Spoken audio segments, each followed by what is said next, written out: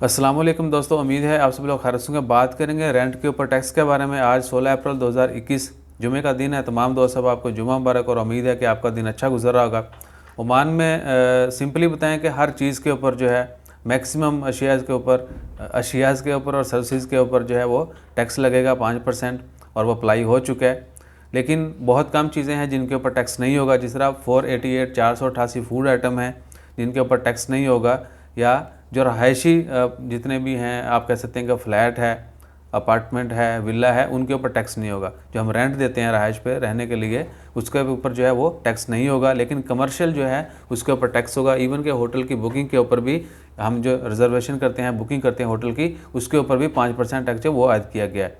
सिर्फ रहायशी जो है वो उस रहाइश के ऊपर जो है रेंट जो हम देते हैं उसके ऊपर टैक्स नहीं होगा। बाकी तमाम कमर्शियल एक्टिविटीज़ या दीगर इंडस्ट्रियल जितनी भी हो गई, उन तमाम के ऊपर जो है वो वैल्यू टैक्स जो अदा करना होगा।